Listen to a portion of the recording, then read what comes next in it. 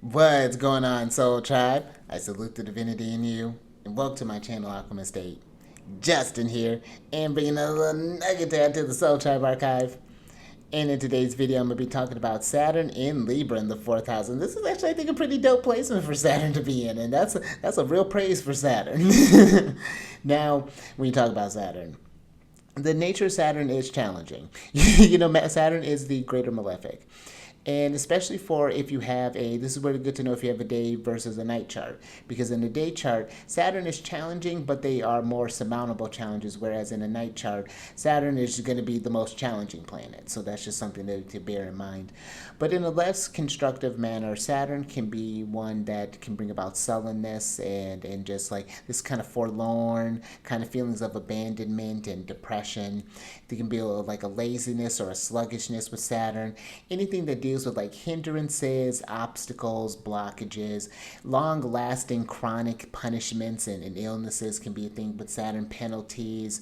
It can deal with like, kind of like bonds and chains, grief, mornings. It's just like it's a real heavy energy when you're dealing with Saturn. There's a secretive aspect with Saturn, like a sense of kind of like concealments and secrets that deal with Saturn, putting on a false image when it comes to Saturn. But on a constructive standpoint, Saturn can bring about those with great reputations, can bring about the kind of like the administration of what belongs to other people, and it can bring about the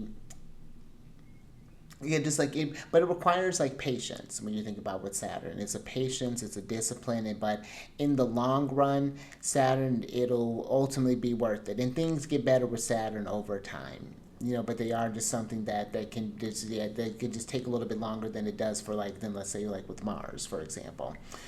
But then when you talk about Libra, Libra is ruled by Venus, and they are the cardinal air sign, and they are active or yang in nature. And when you think about that, like Venus or with Libra, they are the initiators of thought, where thoughts first happen. And when you think about that creative aspect of Venus, that's a very one imaginative, creative mind, but it's a very intelligent mind. I think that there's a tactfulness with Libra. Libra just knows the right thing to say, the right thing to do, is quick to think, quick to be able to, okay, if I do this, then X will happen. If this doesn't happen, then X will happen. I think that there is a sharpness with Libra, and I think that it gets drowned out by all the beauty. That I think that's where that doesn't get highlighted a lot. But yeah, they are. That is that air aspect that is very important. I think that they are really great initiators with that, and really great, again, but not just in creative aspects naturally, but in whatever topic I think a Libra decides to be in. And I think that there is a innovative mind that comes with them. So that's just something to think about with Libra. Then when you deal with talk about the fourth house, it was known as the subterranean place, and it's going to be one of the angular houses. And so this is where the IC lives. And some of the themes that the fourth house is going to cover is going to deal with like the parents, the home, the family, kind of like your private life, ancestors, things along those lines. So when you're property. So when you're working with this placement, a few things to consider. One, you would have a Cancer rising by whole sign, and you're going to want to look to Venus, because Venus is going to be responsible for this house and is going to import the themes of this one and the 11th house, which deals with like your friends, alliances, groups, and like your hopes. And then Saturn is going to import the themes of the 7th house, which deal with like relationships and just like any one-on-one relationship, marriage, partners, other people, and the 8th house, which deals with like death, inheritance, the monies of others, taxes, loans, and things like that into this house. So a couple of extra things to think about. One, this is actually really dope for Saturn, because this is where Saturn finds itself in its exaltation in Libra. And so this is where it's raised up in a sense. So Saturn really does very well. The more constructive qualities of Saturn are going to shine in Libra. And also, too, you want to pay attention to a couple of things, whether considering that Saturn is in an angular house, you want to pay attention to how close it is to being square the ascendant, which is going going to be a separate degree in the first house, and you want to see how close it is going to be when it's conjunct to the IC, which is going to be in the fourth house. Because those planets, when Saturn, when you have planets or luminaries on that point, they're going to be more prominent, and those themes are going to play out more potently in your chart, especially when we're talking about, dealing with like Saturn returns and things. But one thing that, honestly, I want to kind of get to the constructive things because this is really kind of nice. This could be, especially when it comes to the land aspect, this could be where maybe you happen to, in the long run will inherit, a home from your parents. I can see where Saturn can bring in some, maybe some good work with that. Maybe something nice, something's got that Venusian flair with Libra being a kind of touch there. So taking care of the land, make sure we can stay in good with the parents, but not just for things, but I do think that analyzing that relationship with the home space, I think that is because it's not to say that there won't be challenges there, and it's understanding what those challenges look like when it comes to that relationship, the home, the parents, the family, because that's your private life, and those what's fostered there, especially with Saturn, are going to have long-term impacts on all of your relationships, and that's not to exaggerate, that's going to be with Saturn ruling those placements, all of those. And I don't mean to say this in a paranoid, but like all the kind of the secrets and things, like that's something that I think that can, especially with like hard aspects with Saturn, that's something to just kind of pay attention to with that. That may be something where it's, that's maybe there was an appearances things, that was coming on maybe into everyone, that there was, the family was this way, but then behind closed doors and the family was this way, so there may be kind of like, that's where I'm kind of getting at with this sort of like Saturn placement, that could be one sort of like, that one is, maybe a bit more less constructive, obviously. But I could see this as, again, if you're taking care of the land, this could be a placement that can create that kind of long-lasting legacy. To, because the land is a great thing to have. I think it's especially, so making sure that you have those things kind of set up there.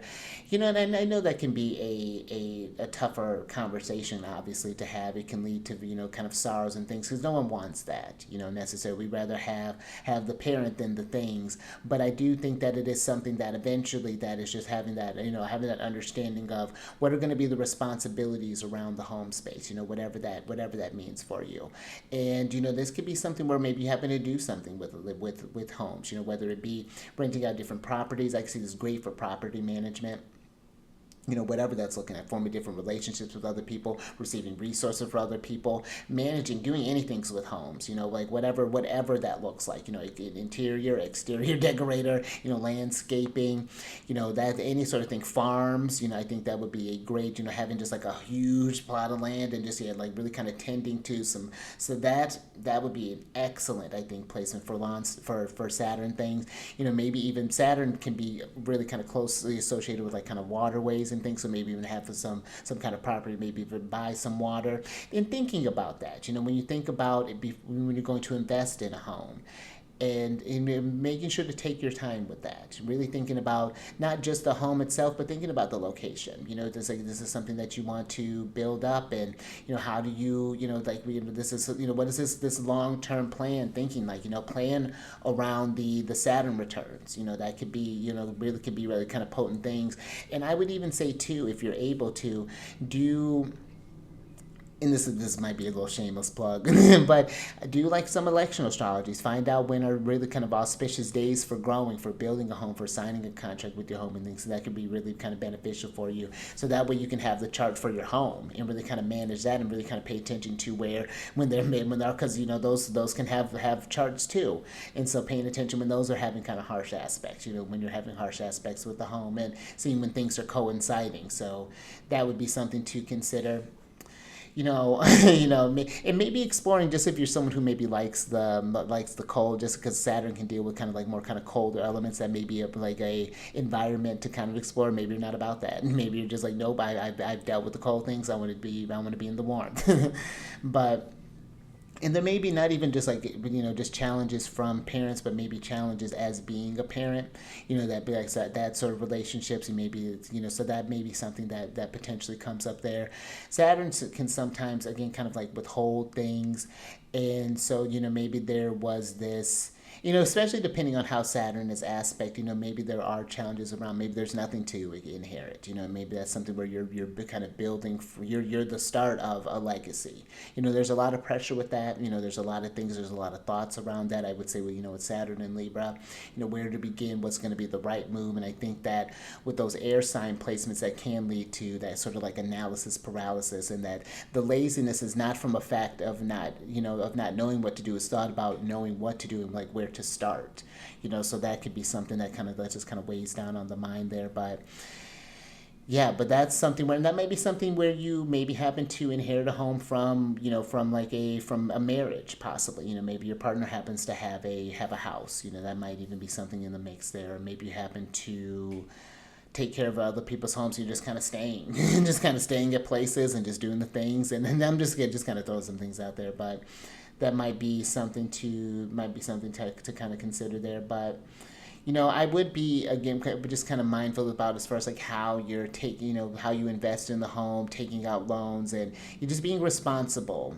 with that, because that can, especially with the eighth house tied in with that fourth house there, those could have some, if we're not responsible, those can have some long-term impacts, the impact. So that's just something to consider. But I like that there is even that kind of harmonious flow to the eighth house to the fourth house with Saturn. So yeah, overall, some challenges with some things, but overall, I think this could be really kind of nice, like depending on this, so, but those would be just some sort of base things that I would talk about with someone with this placement. You definitely need the whole chart to get a good idea of how this may be showing up for you. But if you have this placement or know someone who's working with this placement, down in the comment section, let us know how this is showing up for you, because I think this placement I think is overall like a really neat, but again, it just kind of depends on the rest of the placements. And if this is something where if you want to explore that more, whether it be through a natal chart analysis, or whether you want to explore the transits that are coming up for you, or if you want to do any sort of like elections, like I was saying, for whether it's buying a home or planning a trip, down in the description box there's a link to book a consultation with me, so definitely check that out. And if you have any questions about the services that I provide, a link is down there from my email, so that's available for you. And there's a couple playlists for some of the other things that I do on this show. Oh, and there's a link for my Patreon. I just started that, so if you want to support me in the work that I'm doing, go over to Patreon, where I do a monthly podcast talking about the most electional days for the month. And I also have another tier that gets you eligible for a monthly personalized transit report, and it includes like a recording and a write-up from me. So really kind of cool stuff there, so definitely go check that out. But until next time, stay mindful out there and keep raising that vibration through the roof, and I will catch you on the next one. Later.